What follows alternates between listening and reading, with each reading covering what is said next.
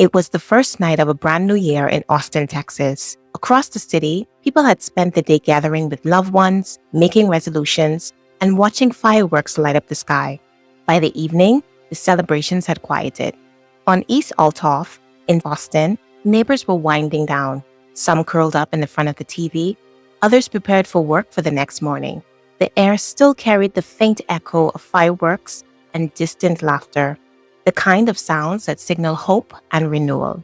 But inside one apartment, the promise of a new year was already broken. 19-year-old Naomi Riley Davis should have been looking ahead to her future. Instead, her life was about to end in violence, taken by someone she once trusted. When the single shot rang out, some neighbors dismissed it at first, assuming it was just another leftover firecracker from the holiday. But as the sound of celebration faded, unease settled in. Moments later, confusion gave way to dread. Lights flickered on across the complex, blinds were pulled back, and residents began to realize something was wrong. Before long, flashing red lights and blue lights filled the streets as police cars and ambulance rushed to the scene. By sunrise, Boston would wake up to devastating news. A young woman with her whole future ahead of her had been taken away from this earth, and the man responsible was not a stranger. He was her boyfriend, a man who never should have been free in the first place. Welcome to Crime Psyche with me, Drea, where we explore true crime stories and the psychology behind them. Together, we look not just at what happened, but at the human lives at the center and the deeper questions about why tragedies like this occur. Austin, Texas is a city that prides itself on its identity. Known as the live music capital of the world, Austin attracts artists, tech workers, and families alike. Its slogan, "Keep Austin Weird," speaks to a culture of creativity and community. Yet beneath the festivals, the music, and the bustling nightlife, Austin faces the same challenges as other major American cities: rising housing costs, growing inequality, and most tragically, violent crimes. The East Althoff neighborhood where Naomi lived is largely residential. Apartment complexes and modest homes line the streets. It's the kind of place where neighbors nod to each other at the mailbox, where families walk their dogs, and where safety feels assumed. For many, it was a place to start out in life, affordable, close to downtown, and filled with possibility.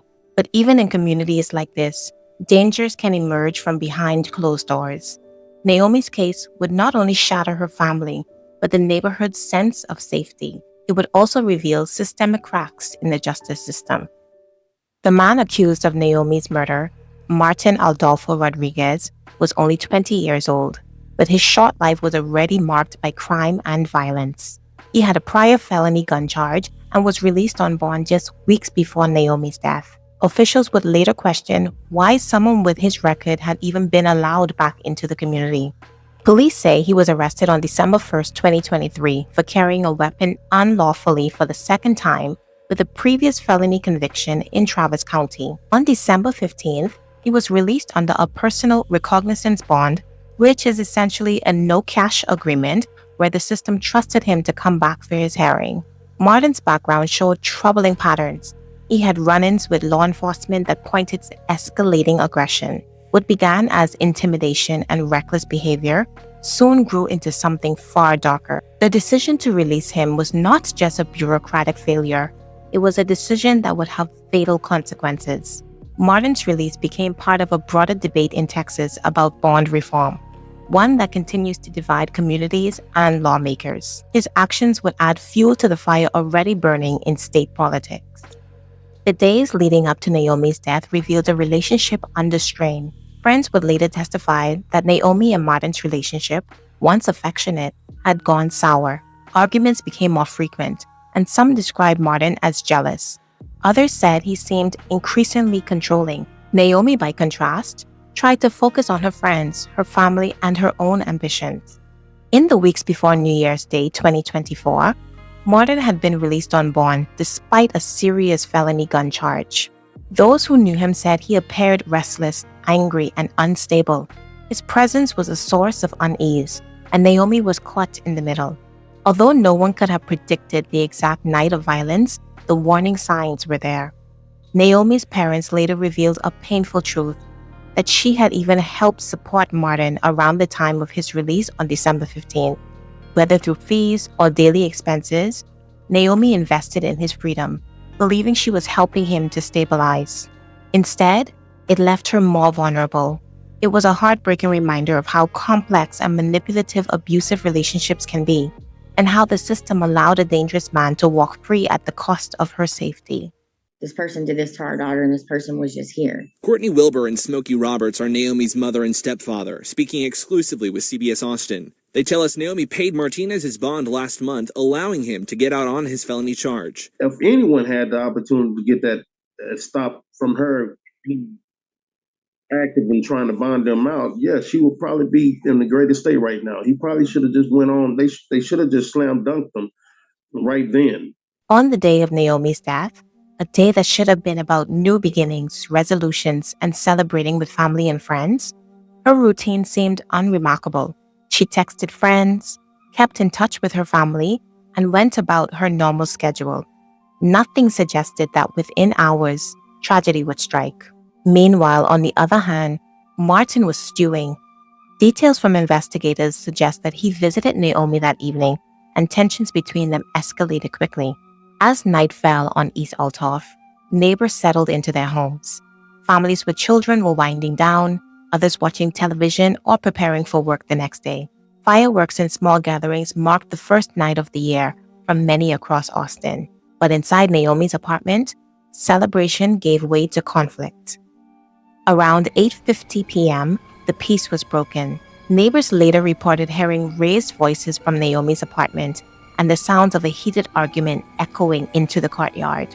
Moments later, a single gunshot shattered the night. One neighbor, shaken, told reporters it sounded like a firecracker at first, before realizing it was something far more sinister. Another neighbor said that they heard a scream, sharp, brief, and then silence. Confusion spread as residents peered through blinds and stepped out onto balconies. Some called 911 immediately. When Austin police arrived, they were met with a chilling scene. Naomi was found fatally shot inside of her apartment. The room bore the signs of a struggle, suggesting the confrontation had escalated rapidly before Martin pulled the trigger. For first responders, it was another call that would linger in their memories, the image of a young woman gone too soon. But Martin didn't go quietly.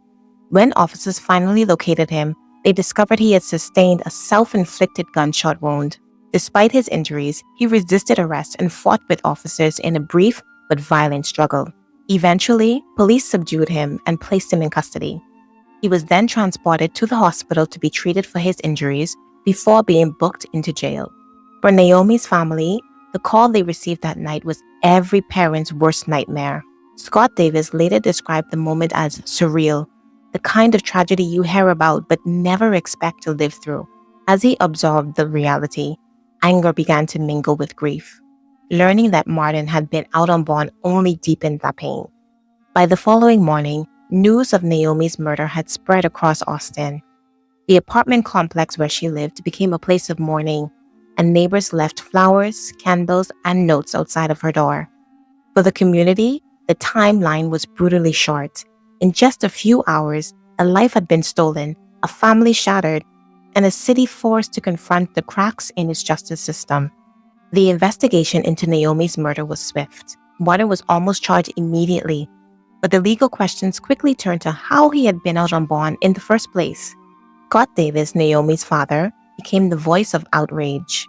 In a video that circulated widely, he called out what he saw as systemic negligence. He accused judges of failing to protect innocent Texans, saying their decisions had cost his daughter her life. His words gained traction at the state level, and the Texas governor at the time also agreed with his sentiments. As of September 2025, Martin Rodriguez remains charged with Naomi's murder. Legal proceedings are still ongoing, and there has been no trial and sentencing yet. But for Naomi's family, that means the wound still remains open. But why do cases like this happen?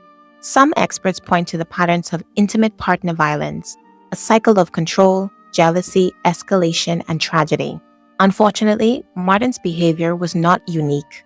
It fits into a grim pattern seen across the country, and studies show that domestic abuse is one of the strongest indicators of homicide.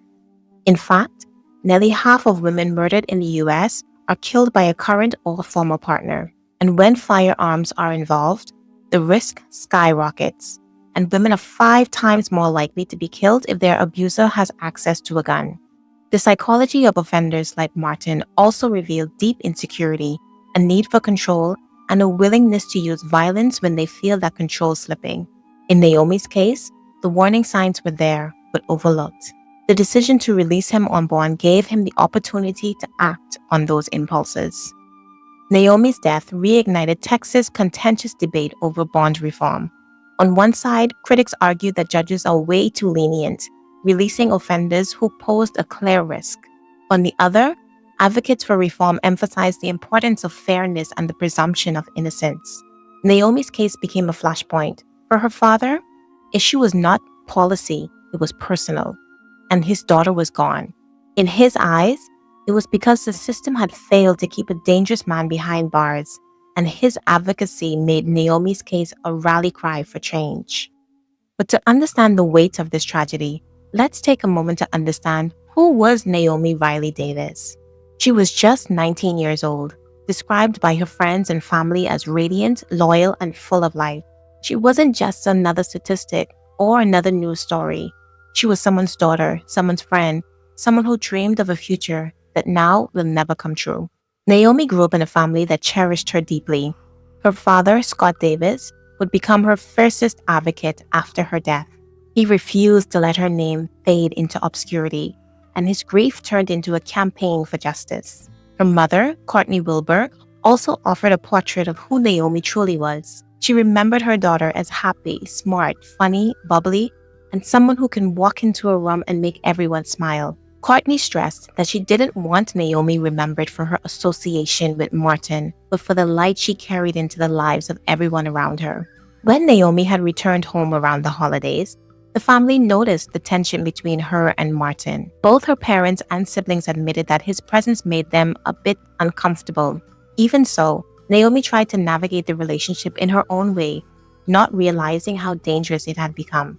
Her friends too painted a picture of a young woman who loved to celebrate life's little moments. In a YouTube Shorts tribute, they shared updates with Naomi as if she was still here, telling her about their lives, their milestones, and their struggles.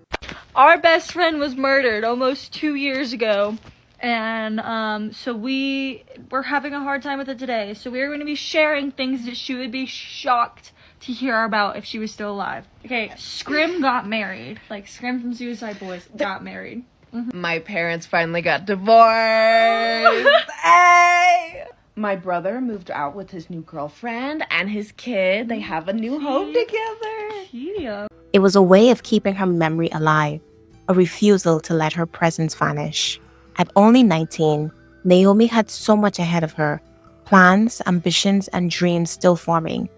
She was building a life filled with love and possibility, but one cut too short because of a senseless act of violence.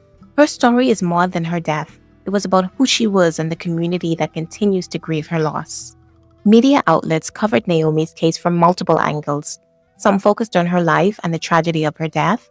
Others highlighted the political debate around bond reform. Together, they painted a picture of a young woman caught in the middle of a larger battle about justice and safety. On social media, friends and strangers alike honored Naomi.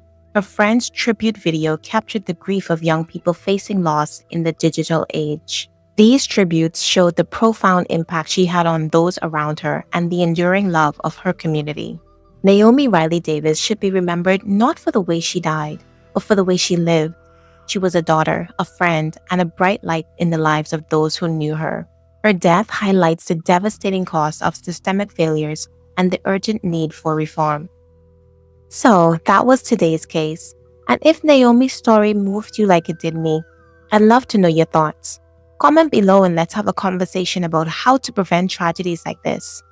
And don't forget to subscribe and join me for the next deep dive into the criminal mind. See you then. Bye.